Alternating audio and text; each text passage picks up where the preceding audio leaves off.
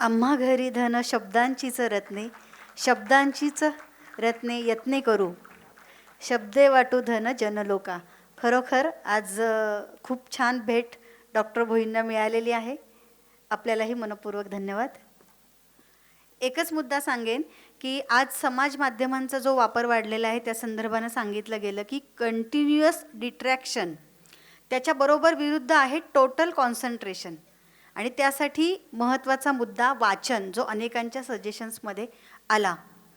चांगल्या गोष्टींचा अंमल चढला तर हानिकारक पदार्थांचा अंमल करण्याची दुर्बुद्धी सुचणारच नाही.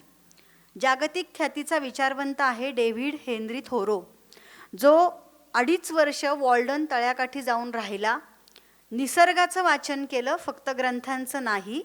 आणि त्याने सांगितलं की वाचन हा मनाला आणि मेंदूला पुष्ट करणारा सुंदर व्यायाम आहे.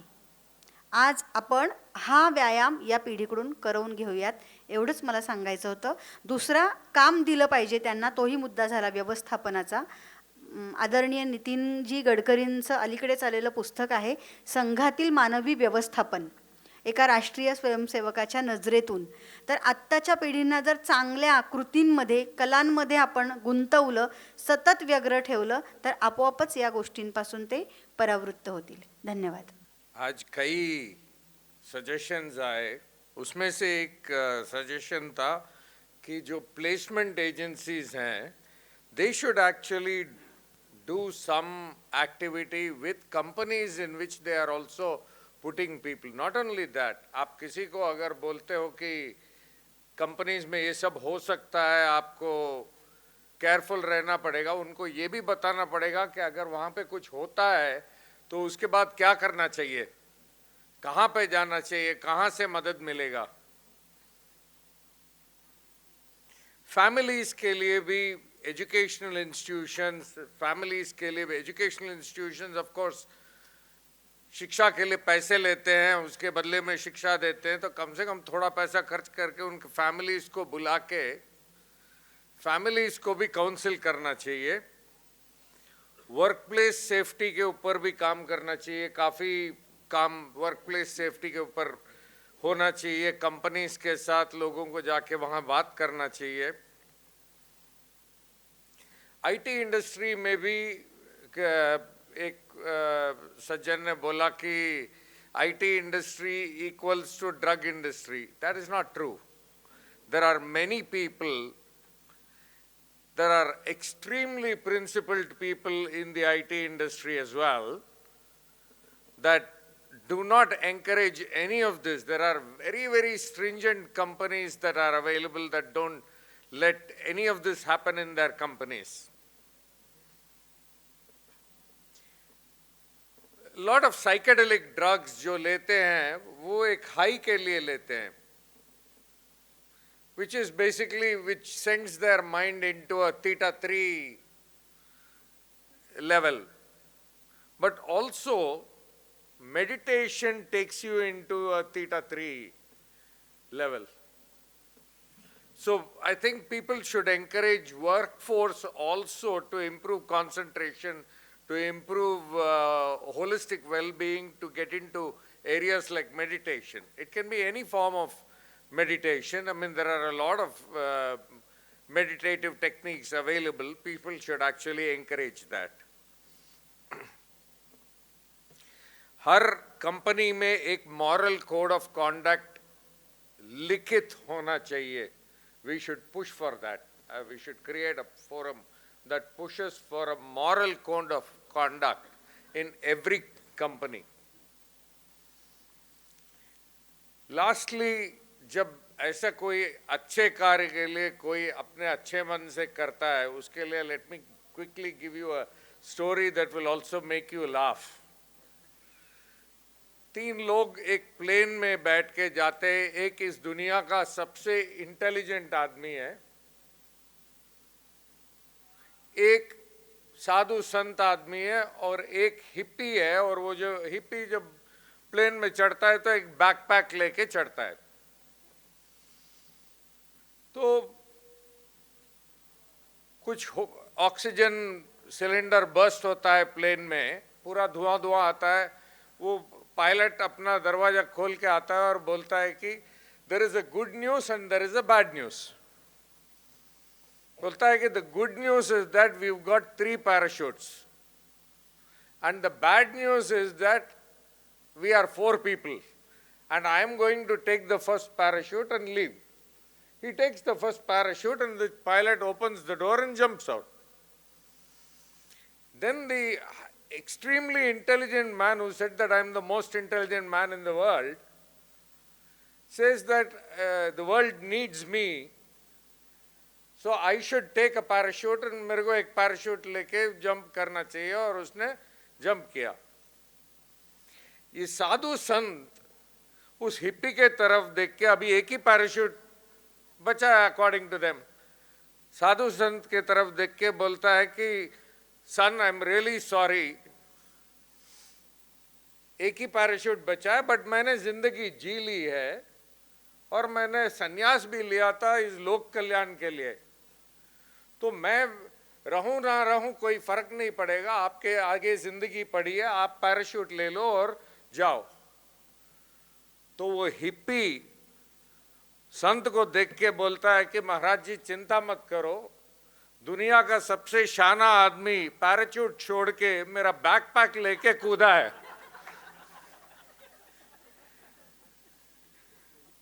So anything which is done with a good intention always comes out well, and this is something that I've always seen in my good friend Milind Bhoi, and so many people collecting to take that goodness forward. Hats off to you all. Thank you. धन्यवाद। Police उपमहानिरीक्षक आणि आपल्या सगळ्यांचे कुटुंब प्रमुख DIG Maharashtra Pravin Patil sir. खरं तर आज सकाळपासून अनेक वक्ते या ठिकाणी बोललेले आहेत, आम्ही सकाळी बोललेलो आहोत, आणि तुमच्या सगळ्यांच्या सूचना आल्यानंतर, तुमचा सगळा उत्साह बघितल्यानंतर किंवा तुमच्या ह्या विषयाबद्दल कामाची तळमळ लक्षात आल्यानंतर काही गोष्टी परत बोलाव्याशा वाटत आहेत।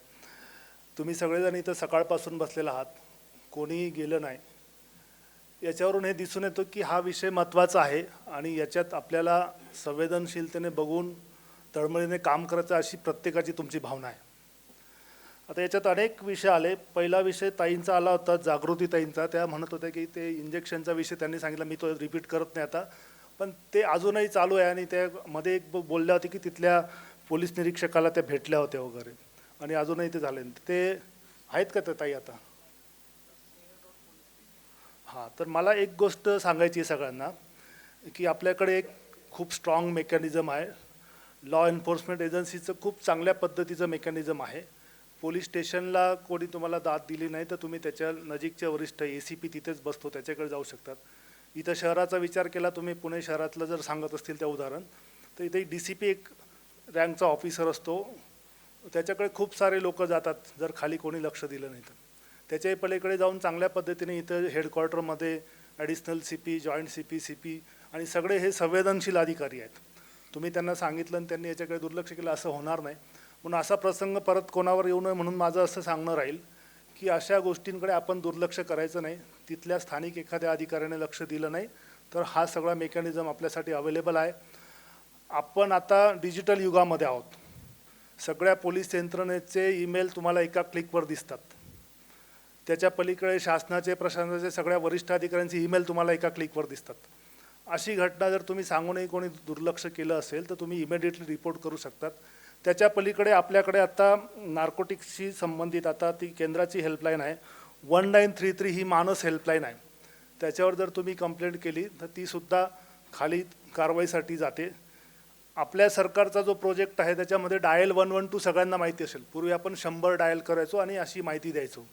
आता डायल 112 हा डिजिटल प्लॅटफॉर्म आहे, तुम्ही जी माहिती देतात ती तिथे नोंदून घेतली जाते आणि ती खाली कारवाईसाठी पाठवली जाते, तर तीसुद्धा तुम्ही एक्सप्लोर करू शकतात।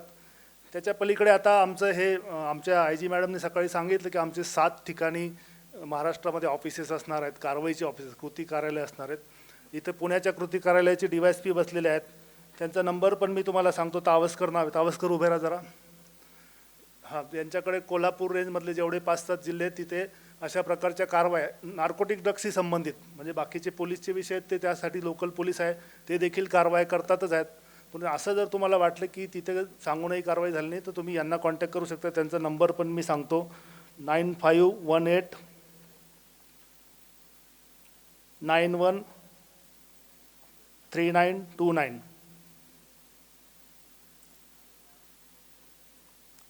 उमेश तावस्कर, DYSP कृती विभाग पुणे, अँटी नार्कोटिक टास्क फोर्सचे. बाकी संपूर्ण शहरातलं पोलीस दल आहे, पिंपरी चिंचवडचं पोलीस दल आहे किंवा पूर्ण महाराष्ट्रातलं पोलीस, त्यांना देखील तुम्ही कॉन्टॅक्ट करू शकतात, तोही प्रश्न नाही.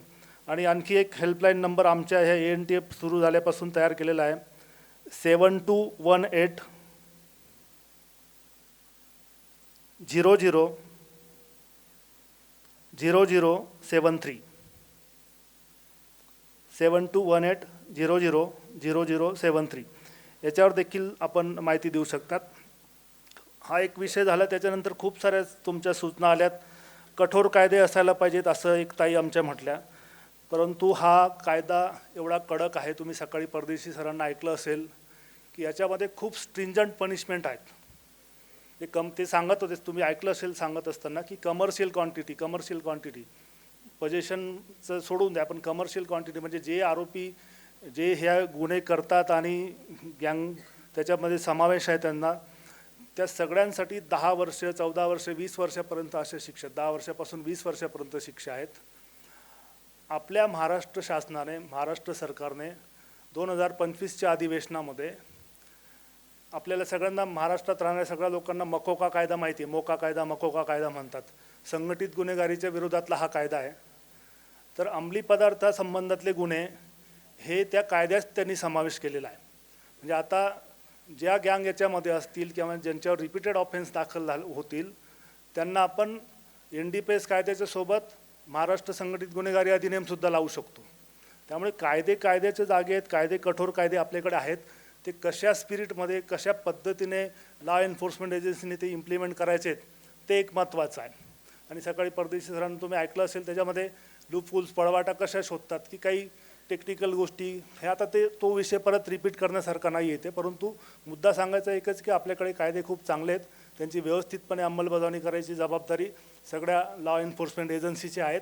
आणि सगळ्या लॉ एन्फोर्समेंट एजन्सी आता सध्या ती करतायत. त्याचाच भाग म्हणून आपल्या सरकारने आता हा अँटी नार्कोटिक टास्क फोर्स देखील तयार केलेला आहे. सकाळी आपण ते ऐकलेलं आहे. सकाळी मी हेच मुद्दे बोललो होतो, रिपीटही होतील, परंतु सगळ्या तुमच्या बोलण्यातला जो सार आहे तो त्याच्यात परत येतो. मी म्हटलो की सप्लाय रिडक्शनमध्ये हे सगळ्या लॉ एन्फोर्समेंट एजन्सीचं काम आहे, परंतु डिमांड रिडक्शनमध्ये आमच्या मॅन्डेटमध्ये ते पण आहे की तुम्ही अवेअरनेस प्रोग्राम घ्या. परंतु जसं आता एक ज्यांनी गाथा दिली त्यांचं नाव काय, राजाभाऊ म्हटले की पोलिसांचं काम कसं ते झापड मारली बापाचं काम करतं, म्हणजे एकदम कारवाई करून असं, आणि बाकीच्यांना आईचा रोल प्ले करतं. त्यांनी खूप चांगल्या पद्धतीने सांगितलं. त्याच्यात खूप मोठा सार दडलेला आहे. जेव्हा आपण अवेअरनेस प्रोग्राम घेतो त्याच्यामध्ये पोलिसांनी तो घ्यायलाच पाहिजे, परंतु तुमच्यासारखे सर्वजण ज्यावेळेस त्याच्यात जोडले जातात, भोई प्रतिष्ठानसारखे असतील, रामभाऊ म्हाळगी प्रबोधिनीसारखे असतील, जाधवर इन्स्टिट्यूट असेल किंवा सगळे समुपदेशक असतील, शिक्षक असतील, डॉक्टर्स असतील, आपल्या हेल्थ सेंटरचे लोक असतील किंवा तुम्ही सगळेजण स्वयंसेवी संस्था, सामाजिक संस्था, त्यांचा त्याकडे बघायचा एक दृष्टिकोन वेगळा असतो. ते ज्यावेळेस अवेअरनेस करतात की ते ज्यावेळेस एकत्र ह्या कामासाठी वाहून घेतात त्याचा चांगल्या पद्धतीने इम्पॅक्ट होतो. म्हणूनच आम्ही अवेअरनेस प्रोग्राममध्ये सगळ्या ठिकाणी तुमची सगळ्यांची मदत घेतो आहे. आमचा पहिला अवेअरनेस प्रोग्राम मी सकाळी जाधवर साहेब तुमच्याच इन्स्टिट्यूटचा उल्लेख केला होता, त्यांच्या मदतीने झाला तो. म्हणजे तुमच्या मदतीशिवाय, लोकांच्या सहभागाशिवाय डिमांड रिडक्शनसाठी जे अवेअरनेस प्रोग्राम आम्हाला घ्यायचे आहेत ते होऊ शकत नाही. त्यामुळे तुमचा सहभाग खूप महत्त्वाचा आहे त्याच्यामध्ये. याचा अर्थ असा नाही की आम्ही जबाबदारी संपून टाकली आणि तुमच्यावरच सगळं सोडून दिलेलं आहे, याचा अर्थ असा अजिबात होत नाही.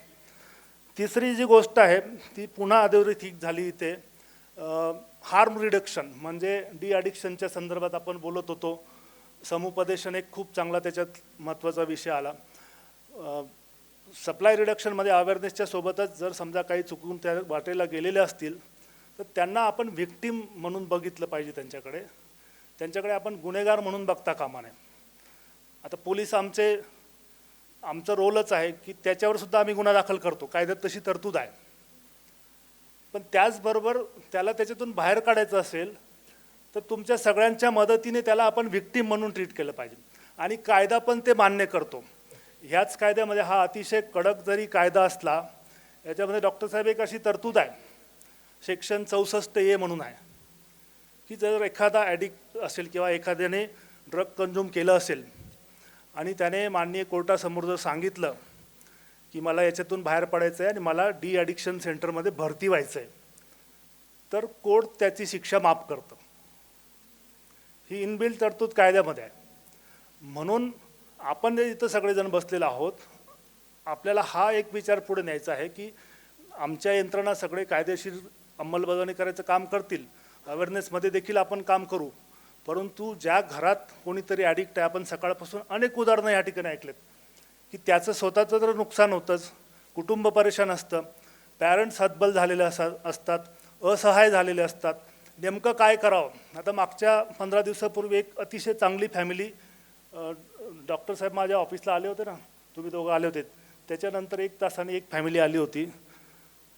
ते म्हटलेत की सर, आमचा मुलगा खूप उच्च शिक्षित आहे, खूप हुशार आहे, पण मी म्हटलं अडचण काय त्यांना, आणि तुम्ही माझ्याकडे कशासाठी आलात?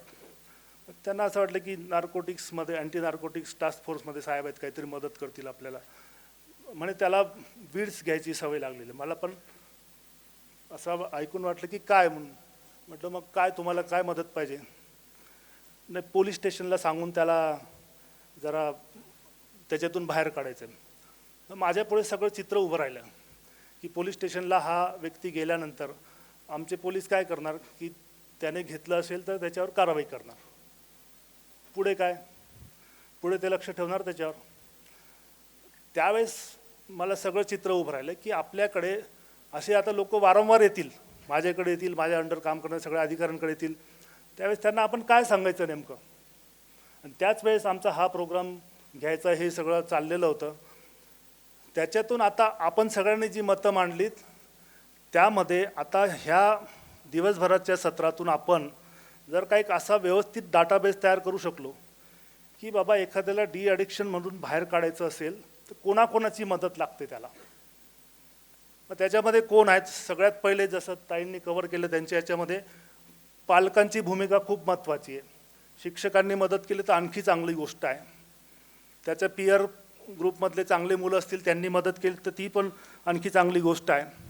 पण त्याच्यासोबत त्याला समुपदेशनाची खूप गरज असते, जे पोलिसांना इझिली समजत नाही किंवा तो त्यांचा कामाचा रोजचा भाग नसतो. महिलांच्या विषयांमध्ये आमचे एक वेगळी ब्रँच असते जे समुपदेशनाचं काम करतात, पण ह्या विषयात समुपदेशनाचा अनुभव पोलिसांकडे नाही. ठीक आहे, आम्ही आता हा फोर्स तयार झाला तर ते सुद्धा आपण व्यवस्थितपणे चॅनलाइज करू. पण आत्ताच्या घडीला याच्यामध्ये जे ॲक्च्युअल आता समुपदेशनाचं काम करतात, आपल्याकडे डी ॲडिक्शन सेंटर कुठे आहे, म्हणजे त्याला कुठं रेफर करायचं, कुठे पाठवायचं त्याला? आता मगाशी आपण मधल्या सत्रात, जेवणाच्या सत्रात मला काही ससून हॉस्पिटलचे डॉक्टर भेटलेत. आता मगाशी आपल्या त्या औंध हॉस्पिटलच्या ताई इथं बोलत होत्या. म्हणजे आजच्या ह्या सत्रामध्ये आपल्या सगळ्यांचा एक डाटाबेस आपल्याकडे आलेला आहे. कोण काय काम करतं ते आपल्याला समजलेलं आहे. तो व्यवस्थितपणे तयार करून जर आपण एकत्रित ठेवला आणि एकमेकांना मदत केली तर ह्या डी ॲडिक्शन प्रोग्राममध्ये आपण जे ॲडिक्ट झालेले आहेत त्यांना बाहेर काढण्यासाठी खूप चांगल्या पद्धतीने मदत करू शकतो. आणि मेकॅनिझम जेव्हा अवेलेबल असेल तेव्हा ते इझिली लोक आपल्याकडे येतील. मगाशी ही ताई बोलत होती, तिची तळमळ वेगळी होती की समुपदेशन वगैरे इतकं सोपं नाही आहे सामान्य माणसाला, आणि ती रिॲलिटी आपण ॲक्सेप्ट करायला पाहिजे. दुसऱ्या ताईंनी काउंटर केलं की नाही नाही, समुपदेशक असं कोणी कोणाला इथे दोष देत नाही आहे, परंतु रिॲलिटी जी आहे त्याला माहीत नसतं की मी कोणाकडे जावं, एक्झॅक्टली मी कोणाकडे जावं, किंवा पॅरेंट्सला हे कळत नाही की मी एक्झॅक्टली कोणाकडे जावं. ते जर एकदा समजलं, ते जर मेकॅनिझम आपण चांगल्या पद्धतीने उपलब्ध करून देऊ शकलो तर आपल्या कार्यक्रमाचं ते खूप मोठं फलित असणार आहे. आणि त्या क्षेत्रातच आपण इथं हॉलमध्ये जे बसलेलो आहोत, आमचे तर रोल तिन्ही याच्यामध्ये आहेत, पण तुमचा मॅक्सिमम रोल 2 नंबर म्हणजे सप्लाय रिडक्शनमध्ये, डिमांड रिडक्शनमध्ये, अवेअरनेस प्रोग्राममध्ये आणि हार्म रिडक्शनमध्ये, डी ॲडिक्शनमध्ये मदत करण्यामध्ये, यामध्ये तुमचा रोल खूप महत्त्वाचा आहे. तो आपण सगळ्यांनी समजून, आम्हाला खूप आनंद आहे. डॉक्टर साहेब, आज सकाळी मगाशी मी जेवणाच्या वेळेस वेगवेगळ्या ठिकाणाहून लोक आलेले आहेत. पिंपरी चिंचवडून आलेले आहेत, नाशिकहून आलेले आहेत, धुळ्याहून आलेले आहेत. पूर्वी त्यांनी आमच्यासोबत काम केलं आहे. आता याच्यामुळे काय झालं की आपण कनेक्ट झालो आहोत. आता खूप साऱ्या संस्था आपल्याशी जोडल्या गेल्यात, आणखी कनेक्ट होतील. आणि जे याच्यात काम करू इच्छितात, जे स्वतः इंडिपेंडंट काम करत होते, चांगल्या पद्धतीने काम करत होते, त्यांना आणखी उभारी येईल की आणखी आपण एकत्रपणे काम करतोय. पुण्यातले काही लोक आपल्यासोबत आहेत, पोलीस विभागातले काही लोक आपल्यासोबत आहेत, मेडिकल हेल्थ डिपार्टमेंटचे लोक आपल्यासोबत आहेत, सोशल जस्टिस विभागाचे लोक आपल्यासोबत आहेत. मगाशी सकाळी मला घड्याळ पाटील साहेबांनी सांगितलं की तुम्हाला याच्या पुढे सुद्धा काही मदत लागली तरी सांगा, म्हणजे ट्रेनिंग घ्यायचं असेल, आमच्या संस्थेची काही मदत पाहिजे असेल तर ती सुद्धा आम्ही तुम्हाला उपलब्ध करून देऊ. एक मुद्दा आला होता की या संदर्भात ह्या सगळ्या लोकांचं एक प्रशिक्षण व्हायला पाहिजे की कशा पद्धतीने जायचं. म्हणजे समोर प्रश्न दिसला, चला मला काहीच माहिती नाही त्याच्यात म्हणून दूर जायचं की नाही, आपण याच्यात काहीतरी मदत करू शकतो, कशा पद्धतीने करू शकतो. त्याला थोडं ट्रेनिंग असलं तर त्याचा एक आत्मविश्वास असतो, एक कॉन्फिडन्स असतो आणि तो व्यवस्थितपणे सगळ्यांना मदत करू शकतो. तर त्यानिमित्ताने आपण सगळेजण संकल्प करूया की हे प्रोग्राम जसं सकाळी बोललं गेलं की पुन्हा पुन्हा घ्यायची गरज पडू नये, पण आत्ता घ्यायची गरज आहे. त्यामुळे आत्ता आपल्याला ते घ्यावे लागतील जोपर्यंत हा मेहनत संपत नाही. मी तुम्हाला सगळ्यांना शुभेच्छा देतो. जय हिंद, जय महाराष्ट्र. दुसरे विषय बोलले गेले होते, दारूविषयी बरेच जण बोललेत, गुटखाविषयी बरेच बोललेत, पण आता आजचा विषय आपला अंमली पदार्थांशी संबंधित होता आणि त्या विभागात मी काम करतो म्हणून त्याच विषयावर मी बोललो. खरं तर आपल्या सगळ्यांना माहिती आहे, आपल्या महाराष्ट्र शासनाने गुटख्यावर बंदी आहे. गुटखा विकता येत नाही, ट्रान्सपोर्ट करता येत नाही, लोकांना खाता येत नाही. त्या ठिकाणच्या लॉ एन्फोर्समेंट एजन्सी त्याच्यामध्ये काम करत असतात.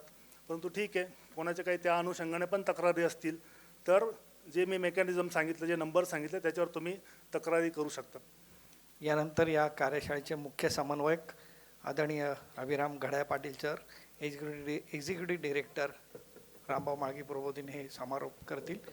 त्यानंतर आदरणीय सुधाकर जाधवर सर आभार प्रदर्शन करतील. धन्यवाद डॉक्टर भोई. बऱ्याच सूचना आहेत, त्यातल्या पुष्कळशा सकारात्मक आहे. समारोपाच्या भाषणाची संधी घेऊन मी माझ्या पण काही सूचना करणार आहे. खरंच पाटील साहेब म्हणाले तसं फार चांगलं उदाहरण दिलं तुम्ही की एक धाक दंडशक्ती असते, त्याला म्हणून त्याला शासन म्हणतात. त्यांना शासन करण्याचा अधिकार असतो आणि म्हणून त्यांना नाही, मी शासन करता नाही आहे, ते शासन करते आहे. हो, तर इथे बऱ्याच ज्या सूचना आल्या त्याच्यामध्ये मला लक्षात आलं असं की आणि कृष्णनजी पण म्हणाले बोलताना की काय करू नका हे आपल्या सगळ्यांना माहिती आहे. काय अंमली पदार्थाचं सेवन नाही करायचं किंवा अंमली पदार्थांपासून दूर राहायचं हे सगळ्यांना माहिती आहे. काय करायला पाहिजे हे सुद्धा सांगायला पाहिजे. आणि एक आणखी सूचना जी कोणीतरी इथे केली ती फार मला आवडली. आणि सकाळी त्यांनी जेव्हा सांगितलं शार्दूलजींनी त्यांचं उदाहरण की ते दारूच्या दुकानांच्या बाहेर दुधाचं वितरण करतात, ते फार चांगलं उदाहरण आहे. पण हे स्वतः एक ब्रँड ॲम्बॅसेडर होऊ शकतात. तुम्ही या क्षेत्रामध्ये काम करणाऱ्या संस्था आहात, कार्यकर्ते आहात, तुम्ही तुमच्या कार्यक्रमाची आणि आय एम शुअर की बऱ्याचशा गोष्टी तुम्ही ऑलरेडी करत असाल, पण जर करत असाल तर किंवा करत नसाल तर करा, आणि करत असाल तर ते आणखी प्रभावीपणे करा की तुम्ही तुमचा आउटरीच आणखी वाढवला पाहिजे. तुम्ही कॉर्पोरेट ऑफिसेसमध्ये जा आणि कॉर्पोरेट ऑफिसेसमध्ये यांच्यासारखे लोक घेऊन जा, यांना स्वतःला घेऊन जा की हे असं काम दारूच्या दुकानाच्या बाहेर करतात. मला झुंबर रावांचं कौतुक करावं असं वाटलं, कारण बरंच करेज लागतं सगळ्यांसमोर येऊन हे मान्य करायला की ते एका प्रोसेसमधनं गेलेले आहे आणि त्यापासून मुक्त झालेले आहे. त्यांच्यासारखी उदाहरणं कॉर्पोरेट ऑफिसेसमध्ये शोधा, त्यांच्यासमोर मार्गदर्शन करताना ते उदाहरणं सादर करा, जेणेकरून त्यांनासुद्धा हे कळेल की आपल्या या लाईफमधनं हे टेम्पटेशन्स ज्यांना आले त्यांनी ते स्वीकारले, त्याला ते बळी पडले आणि मग त्या टेम्पटेशन्सच्या पलीकडे जाऊन त्यांनी त्याचा सामना कसा केला याचे उदाहरणं जर तुम्हाला कॉर्पोरेट ऑफिसेसमधनंच त्यांना देता आले ट्रेनिंगमध्ये तर ते जास्त इफेक्टिव्ह राहील असं मला वाटतं. आणखी एक इथे चांगली सूचना अशी आली की आय टी ऑफिसेसबद्दल तुम्ही म्हणाले की आय टी इंडस्ट्री, हे खरं आहे की आय टी इंडस्ट्री ही काही पर्यायवाची शब्द नाही आहे की ती ड्रग इंडस्ट्री नाही आहे, त्याच्याकडनं रेव्हेन्यू पण येतो. पण अगेन आय टी इंडस्ट्रीमधलीच उदाहरणं जर वापरली, त्यांच्याकडे पण बरेच ब्रँड ॲम्बॅसेडर्स असतील जे तिथे काम करणारे असतील, जे त्यातनं त्या प्रोसेसमधनं गेले असतील आणि बाहेर आले असतील, त्यांनी त्याचा सामना कसा केला, कसे व्यसनमुक्त झाले, त्यांना कुठल्या संस्थेची मदत मिळाली की त्यांनी स्वतः केलं, हे फाइंड आउट करून आणि हे सोपी काम नाही आहे, बरंच कठीण काम आहे हे. कारण की जसं मी म्हणालो की फार करेज लागतं लोकांसमोर येऊन हे स्वीकार करायला की आपण त्या प्रोसेसमधनं गेलो आहे आणि आता आपण व्यसनमुक्त झालेलो आहे, हे सांगायला फार करेज लागतं. आणि त्यांनी केलं ते. असे लोक शोधायला कठीण जातील. पण आपल्याकडे संस्थागत अनुभव आहे, आपल्याकडे या कार्याचा अनुभव आहे. जर हे करता आलं तर फार चांगलं होईल. आणखी एक फार चांगली सूचना आली की कॉर्पोरेट याच्यामध्ये असं एक कल्चर असतं आणि ते असतं. मी स्वतः वेगवेगळ्या कॉर्पोरेट ऑफिसेसमध्ये काम केलं आहे. मी अशा प्रोफेशनमध्ये काम केलं आहे ज्या प्रोफेशनमध्ये दारू पिणं हे एक स्वीकारार्ह गोष्ट आहे. आणि म्हणजे मी पत्रकार होतो, बराच दीर्घकाळ पत्रकार होतो. दारू न पिणारे पत्रकार विरळे असतात फार. आणि हे खरं आहे की दारू न पिणारा किंवा पार्टी न करणारा त्याला साईडलाईन केलं जातं, त्याला मार्जिनलाइज केलं जातं. तुम्ही म्हणालात की अशा याच्यामध्ये काय करायचं याचं प्रशिक्षण द्यायला पाहिजे की असे साईडलाईन करण्याच्या प्रयत्नांना काय उत्तर द्यायचं. हा महत्त्वाचा मुद्दा आहे. पण कॉर्पोरेट ट्रेनिंग जेव्हा देतो आपण त्यांना, त्यांच्याकडे जेव्हा जातो तेव्हा तुम्ही त्यांना हे सांगायला पाहिजे की कॉर्पोरेट कल्चर डेव्हलप करण्यामध्ये आणि वर्क एफिशियन्सी वाढवण्यामध्ये या गोष्टींचा तुम्ही अंतर्भाव केला पाहिजे की दारू पिणं किंवा न पिणं या इंडिव्हिज्युअल हे आहे आणि याच्यावर कॉर्पोरेट एफिशियन्सीवर फरक पडतो. याच्यामध्ये साईडलाईन करणं हे डिस्क्रिमिनेशनचाच एक भाग आहे. आणि हे असंवैधानिक तर आहेच, पण हे कॉर्पोरेट कल्चरसुद्धा डिस्टर्ब करणारं, एफिशियन्सी डिस्टर्ब करणार आहे. हे तुम्ही संस्थांमध्ये, कॉर्पोरेट संस्थांमध्ये जाऊन सांगायला हवं. प्रशिक्षणाचा जो भाग आहे, रामभाऊ म्हाळगी प्रबोधिनीच्या वतीने यातले जे प्रशिक्षण रामभाऊ म्हाळगी प्रबोधिनीला शक्य आहे किंवा तुमच्यासारख्या संस्थांच्या सहभागाने, कारण की तुमच्याकडे एक्सपर्टीज आहे त्याचं, तुमच्याकडे त्याची रीच आहे आणि तुमच्याकडे अनुभव आहे प्रत्यक्ष कामाचा, जिथे जिथे प्रबोधिनीला याच्यामध्ये सहभाग घेता येईल तिथे मी प्रबोधिनीच्या वतीने ही ग्वाही देतो की आम्ही त्याच्यामध्ये अत्यंत आनंदाने आणि जेवढी ताकद असेल प्रबोधिनीची त्यांनी त्याच्यामध्ये सामील होऊ. आणि याशिवायच मी सकाळी राऊत मॅडम बोलताना म्हणाला की महाराष्ट्र ही जी टास्क फोर्स आहे किंवा महाराष्ट्र शासनासाठीच एक रोडमॅप तयार करायची गरज आहे. मला असं वाटतं की यासाठी सुद्धा प्रबोधिनीच्या वतीने जी काही मदत आम्हाला करता येईल करण्याच्या दृष्टीने, की एखादी कॉन्फरन्स ऑर्गनाईज करायची असेल आणि त्याच्यामध्ये बऱ्यापैकी रिस्पॉन्सिव्ह आपल्याला पोलीस फोर्स इथे मिळालेली आहे. त्यांनी लगेच, खरं तर हे फार दुर्मिळ आहे की सूचना केल्या आणि त्यांनी लगेच नंबर्स वगैरे सांगितले आणि सर्व प्रकारची पोलीस मदत इथे उपलब्ध आहे आणि ते काम करतात आहे. त्यांच्या सूचना असतील आणि जिथे जिथे प्रबोधिनी त्याच्यामध्ये पार्टिसिपेट करू शकेल आणि हा रोडमॅप डेव्हलप करण्याच्या दृष्टीने आपण जर काही करू शकू तर प्रबोधिनी अत्यंत आनंदाने त्या प्रयत्नांमध्ये सामील होईल.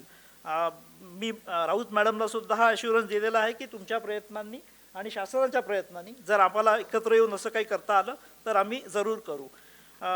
शेवटी एक मगाशी जसं म्हणालो मी की काय करायला हवं असं आपण सांगायला पाहिजे. काय करू नका जसं सांगतो तसं काय करायला हवं हे सुद्धा सांगायची गरज आहे. माझ्या घरचं उदाहरण देऊन मी माझे संबोधन संपवतो. माझ्या बहिणीचा मुलगा 16-17 वर्षाचा आहे. तो ट्रेकिंगला वगैरे जातो. हे पुण्यामध्ये सुद्धा गिरीमित्र वगैरे जे आहे, स्वच्छंद वगैरे, त्यांच्या याच्यामध्ये तो प्रत्येक विकेंडला किंवा प्रत्येक लांब सुट्टीला तो ट्रेकिंगला गेलेला असतो. तर त्याला कोणीतरी शेजारच्या बाईंनी म्हटलं की तू टॅन झालेला आहेस, फार असा काळा दिसतो, आधी तू काळा नव्हता. आणि तो थोडासा नाराज झाला. त्यांनी घरी येऊन सांगितलं बहिणीला माझ्या की मला म्हणतात की काळा झाला वगैरे. तर ती त्याला म्हणाली, आणि हे फार महत्त्वाचं आहे आणि मला तिचा अभिमान वाटतो, ती त्याला हे म्हणाली की तू जर टॅन झालेला नसला तर मी तुला शिक्षा देईल. या वयामध्ये हे टॅन होण्याचं वय आहे, हे सगळं गिर्यारोहण करण्याचं वय आहे, हे खेळण्याचं वय आहे. तू घरी बसून जर गोरा राहिला तर मला असा मुलगा चालणार नाही. त्यामुळे बऱ्याचशा गोष्टी शासन करेल. कायदा तयार करणं शासनाला असं खूपच सोपी गोष्ट आहे. ते हसत खेळत कायदा करतील. आणि जसं पाटील साहेब म्हणाले, आपल्याकडे भरपूर कायदे आहेत.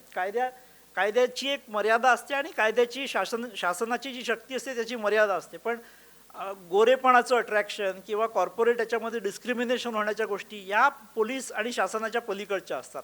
यासाठी आपण प्रयत्न केले पाहिजे. म्हणजे मग पोलिसांना शासन करण्याची वेळ कमीत कमी येईल, आपल्याला नवीन नवीन कायद्यांची वेळ फार कमी येईल. एवढं बोलून माझं संबोधन संपवतो. सगळ्यांना शुभेच्छा. आणि या कार्यक्रमासाठी सगळ्यांनी, विशेषतः सुधाकरराव जाधवर साहेबांना मी धन्यवाद देईन की त्यांचं सहकार्य आपण सकाळ दिवसभर नव्हतात, त्यामुळे आता विशेष आपला उल्लेख करतो. धन्यवाद. जय महाराष्ट्र. त्यांना युनेस्कोनी दर्जा दिला, त्याचं ड्राफ्टिंग गोसावी साहेबांनी केलेलं आहे, तर त्यांचा सन्मान करण्याची विनंती मी आदरणीय कृष्णन सरांना करतो.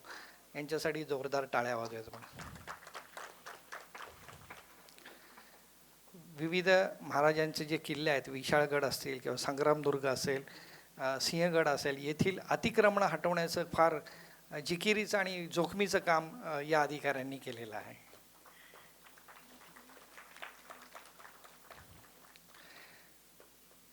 या अनौपचारिक कार्यक्रमाचं आभार प्रदर्शन करण्याची विनंती मी पाटील सरांनी गोसावी सरांना आदेश दिले की अशा प्रकारचे अवेअरनेस वेगवेगळ्या ठिकाणी आपण घेणं अपेक्षित आहे. आदरणीय सुधाकर जाधवर सर करतील. तत्पूर्वी मी शुभम मेदनकर यांना विनंती करतो की आपल्याला सर्वांना सहभागाचं प्रमाणपत्र या कार्यशाळेचं मिळणार आहे, तर ते कशा पद्धतीने उपलब्ध करून घ्यायचं आहे हे शुभम त्याचं टेक्निकल डिटेल शुभम देईल आणि तू तुझा नंबर पण जाहीर कर. तर सर्टिफिकेटविषयी मला सरांनी सांगायला सांगितलं आहे. तर ज्यांना सर्टिफिकेट हवं आहे, तर ज्यावेळेस तुम्ही एंट्री केली त्यावेळेस तुम्हाला 2 फॉर्म दिले असतील. एकवर तुमचा परिचय असेल आणि दुसऱ्या फॉर्मवर फीडबॅक फॉर्म असेल. तर तुम्हाला ते दोन्ही फॉर्म जाताना सबमिट करायचे आहेत आणि ज्यांचे ते फॉर्म सबमिट असतील त्यांनाच ते सर्टिफिकेट मिळणार आहे. त्यामुळे सर्वांनी ते फॉर्म तिथे काउंटरवर सबमिट करा आणि ते फॉर्म सबमिट केल्यानंतर सोमवारी किंवा मंगळवारी आपला जो व्हॉट्सॲप ग्रुप आहे त्या ग्रुपवर त्या सर्टिफिकेटची लिंक येईल. गुगल ड्राईव्हची ती लिंक असेल आणि ती लिंक आल्यानंतर माझी अशी सर्वांना विनंती आहे की 7 दिवसाच्या आत ते तुम्ही सर्टिफिकेट डाउनलोड करून ठेवा. नाही तर महिन्याभरानंतर फोन येतील की सर्टिफिकेट कुठे आहे. तर 7 दिवसाची मुदत, म्हणजे 7 दिवस आम्ही ते तिथे सर्टिफिकेट ठेवू. तुमचं नाव शोधून तुम्ही ते सर्टिफिकेट डाउनलोड करू शकता आणि शेअर करू शकता. माझा नंबर मी शेअर करतो. जे त्या व्हॉट्सअप ग्रुपमध्ये ॲड नाही आहेत तर त्यांनी मला व्हॉट्सअपवर पिंग करा, मी तुम्हाला त्या ग्रुपमध्ये ॲड करतो. माझा नंबर आहे 8793807118. परत सांगतो 8793807118. आणि बऱ्याच जणांनी सर मला ब्रेकमध्ये कॉन्टॅक्ट केला की त्यांच्या शाळेत आपण जी फिल्म बनवली आहे ती दाखवायची आहे. जसं गरवारे कॉलेजचे काही प्रोफेसर्स आले होते, तर तुम्हाला तुमच्या शाळेत किंवा कॉलेजमध्ये ही फिल्म दाखवायची असेल तर तुम्ही मला कॉन्टॅक्ट करू शकता. निश्चितच डॉक्टर भोई यांच्या मार्गदर्शनाखाली आपण तो कार्यक्रम ऑर्गनाईज करू शकतो. धन्यवाद. थँक्यू. जे जे आपणाशी ठावे ते ते इतराशी सांगावे, शहाणे करून सोडावे सकळ जन, असं समर्थ रामदासांनी सांगितलेलं आहे. आणि खरं तर आपल्या भारत देशाचं आत्ता जे फार मोठ्या प्रमाणावरती नुकसान होत आहे ते केवळ आपण आध्यात्मिक शिक्षण लहानपणी जे मुलांना देत होतो ते आपण काढून टाकलेलं आहे. आणि त्यामुळं असा एक समाज तयार व्हायला लागला की ज्याच्यावरती कुणाचं नीट कंट्रोल नाही. कंट्रोल ठेवायला गेलं तर तो विस्फोट करतोय, म्हणजे तो व्यसनी होतोय किंवा आत्महत्या करतोय, घरातून पळून जातोय. अशा प्रकारचे लोक तयार होऊ लागलेले आहेत. आणि त्यामुळं पूर्वीच्या काळामध्ये जे अध्यात्माचं शिक्षण होतं, लोकांकडं पैसा नव्हता, साधनं नव्हती, पण लोक अतिशय समाधानी होते. त्यांना खायला भाकर त्या वेळेला जरी मिळाली तरी ते अत्यंत स्वतःला सुखी समजत होते. आणि एक चांगला समाज निर्माण करण्याचं काम हे पूर्वीच्या साधू संतांनी वगैरे केलं. म्हणजे कसं केलं, तुम्ही आता जसं अनेक संघटना कुठलाही पैसा न घेता काम करतायत चांगल्या पद्धतीनं. संत तुकारामाचा एक अभंग आहे, ते असं म्हणतात की जे ते कीर्तन करावे ते ते अन्न न सेवावे, बुकानं लावावा भाळा, माळानं घालावी गळा, तट्टा वर्षभाशी दाना, तृण न मागावे जाना, तुका म्हणे द्रव्य घेती देती तेही नरका जाती. म्हणजे समाज प्रबोधनाचं काम ज्या ठिकाणी चालत होतं कीर्तन स्वरूपामध्ये, की ज्या गावामध्ये कीर्तन करायचं तिथं जेवण करायचं नाही, त्या गावचं काहीसुद्धा खायचं नाही, काही घ्यायचं नाही तिथून मोबदला, अशा प्रकारचं शिक्षण या लोकांनी दिलं. म्हणून आज तुम्ही पहा की आज आपण इतक्या अत्याधुनिक जगामध्ये राहत आहोत, तरीसुद्धा आजही ज्या गावामध्ये बस जात नाही, जाण्याची सुविधा नाही, तिथल्या गावामध्ये 4 म्हातारी माणसं एकत्र बसून अभंग म्हणताना दिसतात. हे अभंग म्हणजे काय, समाजाला शहाणं करण्याचं काम हे तिथं बसून ते करताना दिसतात. आत्ता आपल्याकडं सर्व साधनं आली, पण त्या साधनामधलं मॅटर आपण बदलला. आणि त्यामुळं माणसं असमाधानी अशी झालेली आपल्याला दिसतात. म्हणून तुमचं तर खरं अभिनंदन केलं पाहिजे की सर्व लोकांचं, की अशा प्रकारे समाजसेवेचं काम आपण करत आहात. खरं तर ट्रेनिंगची गरज याच्यावरती तुम्ही आता बरेच जण बोलत होता, कारण तुमचा दिवसभर काय झालं, मला प्राचार्याच्या इंटरव्ह्यू होत्या म्हणून मला जायला लागलं आळंदीला, म्हणून मला उशीर झाला. परंतु खरं तर ट्रेनिंगला किती महत्त्व आहे लक्षात घ्या. घरामध्ये आपल्या मुंग्याची लाईन असते, कोण लाईनमध्ये त्यांना चालायला शिकवतं? तुम्ही वाघ, सिंह यांच्यासाठी ट्रेनिंग सेंटर कधी बघितलं का, की कसा पकडायचा शिकार? माशाला पोहायचं शिकायला आहे का? पाण्यामध्ये मासा पोहतो कैसा, जावे त्याच्या वंशा तेव्हा कळे, असाही तुकाराम महाराजाचा अभंग आहे. म्हणजे हे सगळे प्राणी किंवा पक्ष्याला उडायचं शिकायचं ट्रेनिंग आहे का? नाही. माणसासाठी शिकायची असेल मोटार गाडी, तुम्हाला ट्रेनिंग सेंटर आहे. तुम्हाला ज्ञान पाहिजे, शाळा आहे. म्हणजे याचा अर्थ काय की बाकीच्या प्राण्याला उपजत गुण आहेत. उडायला शिकायचं, पाण्यामध्ये पोहायचं, शिकार करायची, स्वतःचं वाचवायचं, स्वतःला हरणासारखे उड्या मारणं, पळणं, हे उपजत गुण त्यांच्यामध्ये आहेत. माणसामध्ये काहीही नाही. माणसाला चांगलं होण्यासाठी प्रशिक्षणच द्यावं लागतं, शिक्षणच द्यावं लागतं. त्याच्याशिवाय तो चांगला होऊच शकत नाही. जगामधलं कुठलंही उदाहरण घ्या की माणसाला तुम्ही साधू बनण्याचं शिक्षण दिलं ती साधू झाली पोरं, डाकू बनण्याचं शिक्षण द्या ते डाकू होतील, आर्मीमध्ये त्यांना ट्रेनिंग द्या ते मिलिटरीमॅन चांगला होतील, पोलीसमधलं शिक्षण द्या ते कायदा नीटपणे चालवण्याचं शिक्षण दिल्यामुळं ते त्याचं काम करतील. म्हणजे जे शिकवलं आहे तेच त्याला येतं, बाकीचं काही येत नाही. जे त्यानं बघितलं आहे, जे त्यानं ऐकलं आहे, जे त्यानं वाचलं आहे, एवढंच त्याला माहीत असतं. माणसाला बाकीचं काहीही येत नाही. त्यामुळं ज्या क्षेत्रामध्ये काम करायचं आहे त्या क्षेत्रामधलं ट्रेनिंग हे अत्यंत महत्त्वाचं आहे माणसाच्या बाबतीमध्ये. म्हणून खरं तर भोई सर, तुम्ही ह्या सगळ्या ज्या वेगवेगळ्या संघटना काम करतायत याचं फेडरेशन बनवा, याची आवश्यकता आहे. कारण कुठंतरी संयुक्तपणे एकत्रित येऊन ती शक्ती निर्माण होणं गरजेचं आहे. स्वामी विवेकानंद म्हणत होते की माझ्या विचाराची 10 माणसं मला द्या, मी जग बदलून दाखवू शकतो. ही ताकद माणसामध्ये असते, आपल्याला माहीत नसते आपल्यात किती शक्ती आहे. लक्षात ठेवा, काडीच्या पिटीमधल्या काडीमध्ये सुद्धा किती शक्ती काडीला माहीत नाही. कुणीतरी ओढावी लागते आणि जंगलात टाकली की वनवा धारण करू शकते. हनुमानालाही माहीत नव्हतं तो श्रीलंकेला उड्डाण करून जाऊन सीतेचा शोध करू शकतो. बरोबर जे सोबती होते त्या सगळ्यांनी सांगितलं, हनुमानात तुझ्यात ती ताकद आहे, ती शक्ती आहे, ती हिंमत आहे, तू जा. मग जय श्रीराम म्हणून उड्डाण करून ते गेले, सीतेचा शोध लावला. अणुबॉम्बमध्ये सुद्धा प्रचंड ताकद आहे, पण कुणीतरी त्याचा फ्यूज काढावा लागतो, हे लक्षात घ्या. तसं तुमचा फ्यूज काढण्याचं काम या प्रकारचे कार्यक्रम आणि या प्रकारच्या संघटना करत असतात, ज्या अत्यंत महत्त्वाच्या आणि अनन्य साधारण असतात. आणि म्हणून या 4 संघटनांनी जो हा कार्यक्रम आयोजित केला, खरं तर मानावे तेवढे उपकार हा शब्द मी वापरतो, आभार नाहीच, हे कमीच आहेत. कारण हे कामच कुणी करायला तयार नाही, या प्रकारचं काम करायला कुणी तयारच नाही.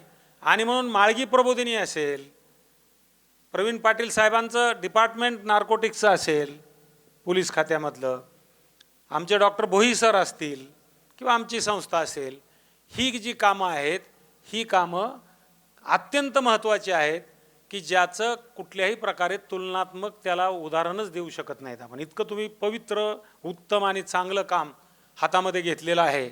आणि म्हणून तुमचे खरं तर मी एक समाजातला प्रतिष्ठित व्यक्ती म्हणून मी आभार मानतो. हे अत्यंत चांगलं काम आपण करत आहात. खरं तर असे जे कार्यक्रम आहेत याचं एक डॉक्युमेंटेशनसुद्धा व्हायला पाहिजे. त्याच्यामुळे तुम्ही तुमच्यातल्या आता यातले तज्ज्ञ वेगवेगळे माणसं घ्या, दिवसभर तुम्ही काय चर्चा केली, यातले चांगले सुझाव काय आले आणि कशावरती आपण कृती कार्यक्रम याच्यातून ठरवला पाहिजे. कारण लक्षात घ्या, हे जे सेमिनार, वर्कशॉप, ही जी संकल्पना आलेली आहे ही आत्ताची नाही आहे. 5000 वर्षापूर्वी नेमिषारण्यामध्ये 5000 साधू एकत्र आले होते. आणि ते कुठल्या विषयावरती एकत्रित आले होते की भविष्यकाळामध्ये आत्ता काही दिवसामध्ये कलियुग येणार आहे आणि हे कलियुग कसं असेल याच्यावरती विचार करण्यासाठी 5,000 साधू संत नेमिषारण्यामध्ये एकत्रित आले. त्यांनी चर्चा केली आणि त्यावेळेला काही लिखाण करून ठेवलेलं आहे आणि त्याचे काही निष्कर्ष काढलेले होते. तुम्ही सुद्धा तसे काढले पाहिजेत म्हणून मी हे उदाहरण तुम्हाला देतो. त्याच्यामध्ये त्यावेळेला त्या लोकांनी असा अनुमान काढला होता की कसे लोक येतील, कसं कलियुग असेल, जे पैशासाठी काहीही करतील, जे आईबापाला सांभाळणार नाहीत अशी पिढी तयार होईल. 14 वर्षाच्या मुलीला मुलं होतील, कुणीही चांगलं वागणार नाही. हे अनुमान त्यावेळेला काढलेत त्यांनी 5,000 वर्षापूर्वी, लक्षात ठेवा. आणि मग जर कलियुगाच्या सुरुवातीला ह्या वाईट गोष्टी माहीत असत्या आणि त्याच्यावर जर काय करायचं कंट्रोल म्हणून जर काही कामाला सुरुवात केली असती, आपण आध्यात्मिक एवढी केली तर हे कमी झालं असतं. पण हे अनुमानं काढली पण पुढच्या पिढीने काही केलं नाही जेवढं करायला पाहिजे, ज्या प्रमाणात करायला पाहिजे. कदाचित त्यावेळेला आपल्यावर अतिक्रमणं झाली, युद्ध झाली, आपल्यावर दुसरे राजे आले, त्यांनी राज्य केली, आपल्याला करू दिलं नाही काही काम, हा एक भाग आहे त्यातला. पण साधू संतांनी कितीही विरोध झाला तरी निशाण हातामध्ये घेऊन गावोगावी जाऊन कीर्तन करून लोकाला चांगलं पुढं करण्याचं काम केलं. म्हणून जे काम मोफत करतायत ते खरं काम आहे. म्हणून जे ते कीर्तन करावे ते अन्न न सेवावे. तिथला भुकासुद्धा लावायचा नाही, तिथलं फूल घ्यायचं नाही, माळ घ्यायची नाही, घोडे आणि काय बैल त्यांच्याबरोबर असतील त्यांचा चारासुद्धा घ्यायचा नाही, दुसऱ्या गावातला घ्यायचा.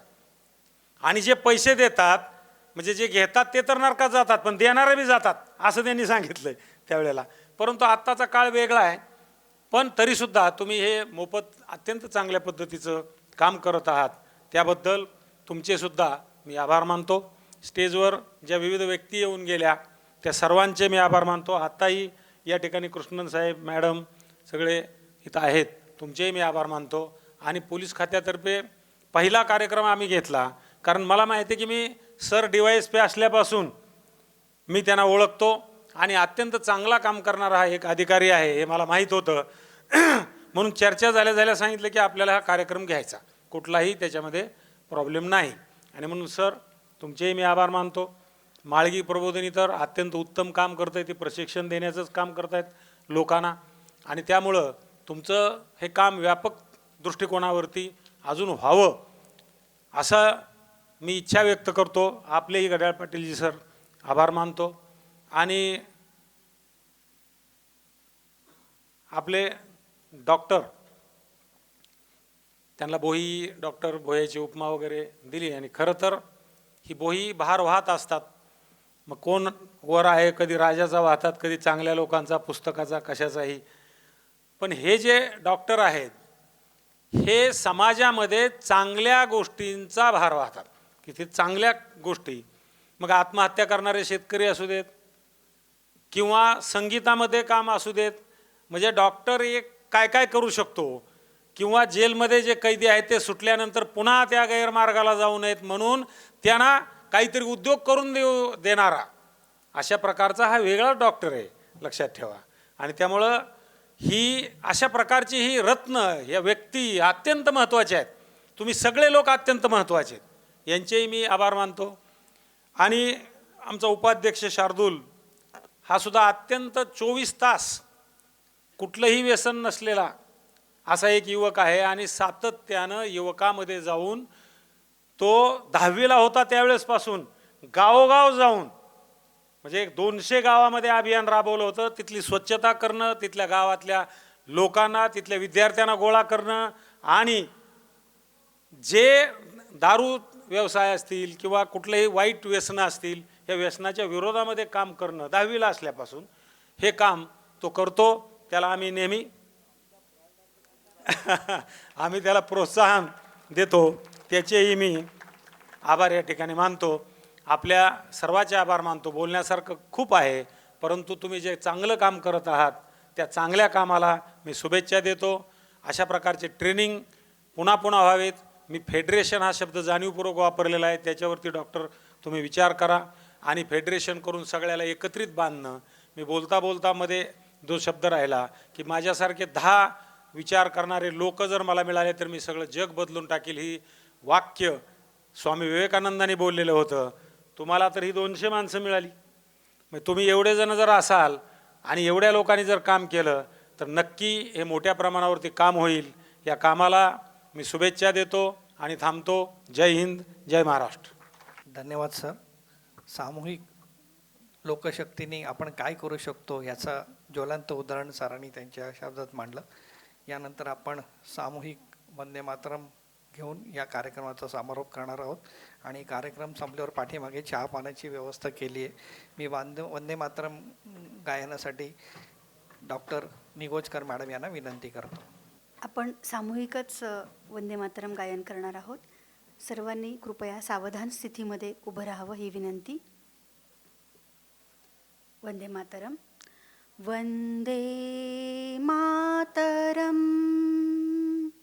वंदे मातरम, सुजलाम सुफलाम मलयज शीतलाम सस्यश्यामलां मातरं वन्दे मातरं वन्दे मातरं शुभ्रज्योत्स्ना पुलकितयामिनीं फुल्लकुसुमिता द्रुमदलशोभिनीं सुहासिनीं सुमधुरभाषिणीं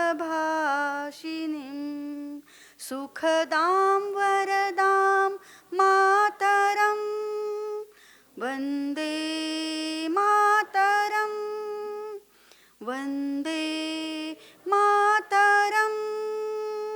भारत माता की वंदे. धन्यवाद.